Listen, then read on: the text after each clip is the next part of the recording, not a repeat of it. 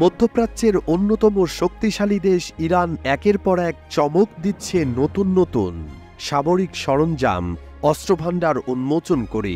এবার ইরানের ইসলামী বিপ্লবী গার্ড বাহিনী বা আইআরজিসি দেশের দক্ষিণ পানিসীমার তীরে নির্মিত একটি নতুন কৌশলগত ভূগর্ভস্থ অস্ত্রাগার উন্মোচন করেছে। এই অস্ত্রাগারে দ্রুত আক্রমণকারী জাহাজ এবং অন্যান্য নৌযানের বিশাল বহর রাখা যাবে।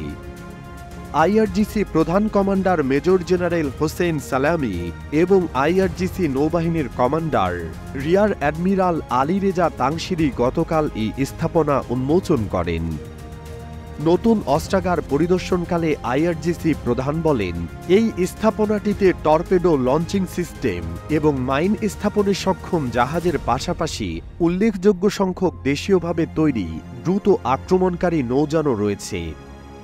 তিনি বলেন, ভূগর্ভস্থ নৌ স্থাপনাটি আইআরজিসির নৌবাহিনীর ক্ষমতার একটি ক্ষুদ্র অংশ মাত্র। মেজর জেনারেল সালামি আরও বলেন, আইআরজিসি নৌবাহিনী অব্যাহতভাবে তার যুদ্ধ প্রস্তুতি এবং প্রতিরক্ষা ক্ষমতা বাড়িয়েছে। তিনি জোর দিয়ে বলেন, ক্ষেপণাস্ত্র সজ্জিত জাহাজ ইরানের সার্বভৌমত্ব এবং সামুদ্রিক সীমান্ত রক্ষার জন্য বর্তমানে পারস্য উপসাগরের জলসীমায় টহল দিচ্ছে।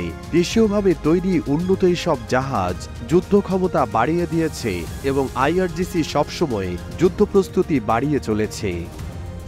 আইআরজিসি প্রধান কমান্ডার উল্লেখ করেন, এই জাহাজ এবং ক্ষেপণাস্ত্র লঞ্চার ছাড়াও পারস্য উপসাগর এবং হরমুজ প্রণালীর দ্বীপপুঞ্জ ও উপকূলে অন্যান্য ব্যবস্থা মোতায়েন করা হয়েছে।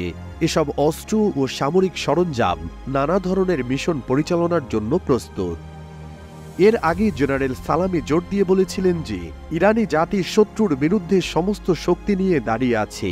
তিনি আরও বলেন, আমরা আমাদের স্বাধীনতা, পরিচয়, সুনাম এবং কৃতিত্ব রক্ষার জন্য কখনো সীমানার বাইরের কোনো শক্তির উপর নির্ভর করিনি। মূলত আমরা অন্যদের কর্মকাণ্ডের উপর ভিত্তি করে দেশের প্রতিরক্ষা কাঠামো তৈরি করিনি। সব ক্ষেত্রে স্বনির্ভরতা অর্জন করা আমাদের প্রধান নীতি বলেও জানান জেনারেল সালামি।